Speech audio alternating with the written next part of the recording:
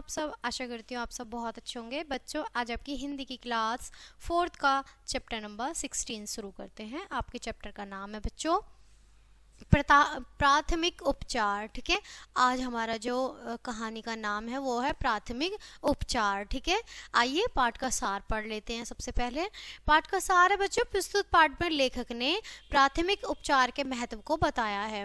प्राथमिक उपचार के कारण सही समय पर तुरंत इलाज से पीड़ित की परेशानी तुरंत कम हो जाती है एवं आगे नुकसान की संभावना भी कम हो जाती है। आइए इसे कहानी को अच्छे से हम पढ़ लेते हैं। यानी इसमें जो हमारे जो लेखक हैं उन्होंने क्या कहा है कि अगर कि कोई भी चोट लग जाए हमारे, और अगर उसका तुरंत उपचार हो जाए, तुरंत उसका इलाज हो जाए, तो वो चोट वहीं रुक जाती है। अन्यथा क्या होता है कि चोट लगने से जो घाव होता है वो और गहरा हो जाता है और उससे अधिक बीमारी हो जाती है, जिससे मरने का भी खतरा होता है। ठीक है, तो चलिए पाठ को शुरू करते हैं बच्चों।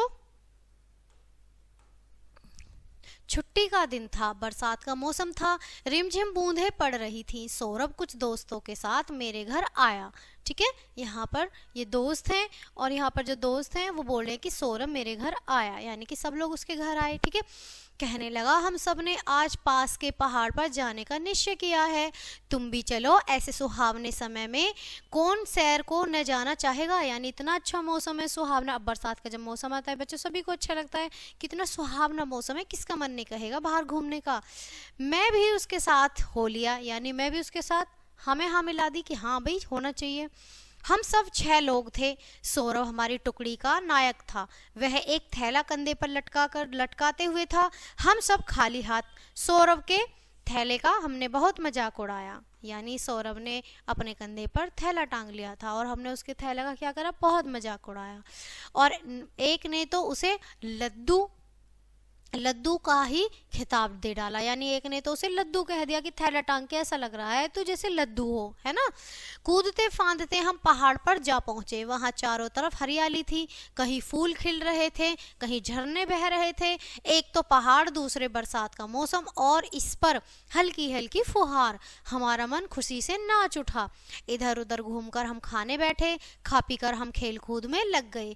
एकाएक मयंक का पांव फिसला और वह बुरी तरह से गिर पड़ा। उसके हाथ और पांव गहरे छिल गए, खून बहने लगा। वहां डॉक्टर कहाँ। अब जब पहाड़ पे घूमने गए हैं बच्चों, दोस्त कोई भी हो, हम दोस्त हो, आप दोस्त हो, जब घूमने जाएंगे तो वहां पे पहाड़ों में थोड़ी ना एकदम से उपचार आ जाएगा कि हाँ डॉक्टर आ जाएंगे।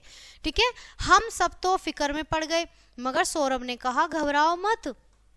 यानी सौरभ ने कहा घबराओ मत, लद्दू का थैला काम देगा। यानी आप लोग मुझे लद्दू कह रहे हो, तो ये जो मेरा लद्दू वाला थैला है ना वो काम देगा। उसने अपना थैला खोला, एक बोतल में से एक चीनी की, यानी उसने अपनी एक बोतल में से क्या करा कि चीनी की प्याली में थोड़ी दवा डाली। ठीक है, यानी चीनी के बर्तन होते हैं ना बच्चों, चीनी वो नहीं जो मीठा होता है, शुगर होता है। चीनी मतलब एक पदार्थ होता है जिससे बर्तन होते हैं, चीनी के बर्तन, है ना। उसमें रुई डुबोकर और छिले फटे घुटनों हाथों को साफ करना शुरू किया। यानी जहां जहां भी खरोच आ रही थी, जहां जहां से भी छिला था, उसको साफ किया। ठीक है, धीरे धीरे सब जख्म साफ हो गए। फिर दूसरी बोतल में से दवा निकाली। उसने कपड़े के टुकड़ों को भिगोया, एक एक टुकड़ा चोट पर रखा और दोनों घुटनों पर पट्टी बांध दी। इस तरह से प्राथमिक उपचार कर दिया। फिर वहां से चलकर हम लोग सड़क के मोड़ तक आ गए। इतने में एक सज्जन जो मोटर से पहाड़ की सैर को आए थे उधर से गुजरे। उन्होंने मयंक के घुटने पर पट्टियां बंधी देखी तो वे उसे अपनी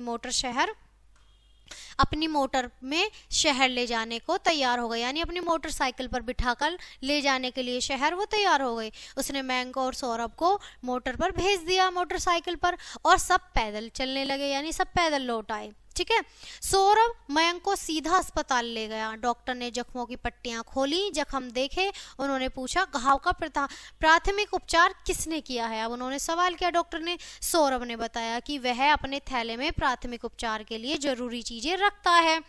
ठीक है, जब भी वो बाहर जाता है उनकी मदद से ही उसने यह किया। डॉक्टर साहब बहुत खुश हुए और उन्होंने सौरभ की पीठ ठोकी। वे कहने लगे, अगर तुम तुरंत प्राथमिक उपचार न करते तो तुम्हारे मित्र के जख्म खराब हो जाते और उसे बहुत दिनों तक तकलीफ उठानी पड़ती। अब उसके घाव 6-7 दिनों में भर जाएंगे। मयंक जब घर पहुंचा तो उसके माता पिता ने भी सौरभ को खूब शाबाशी दी। हम सब आज तक सौरभ की प्रशंसा करते हैं। तो बच्चों, कुछ चीज़ें जो हमें हंसी मजाक लगती हैं वो चीज़ें कभी कभी हमारे बड़े काम आती हैं। जैसे उन 4 दोस्तों में जो लड्डू बोला था उसके थैले को, वो बड़ा काम आया। ठीक है, तो बच्चों ये पार्ट यहीं ख़त्म होता है। मिलते हैं आपसे नेक्स्ट चैप्टर में नेक्स्ट वीडियो के साथ। तब तक के लिए bye and thanks for watching.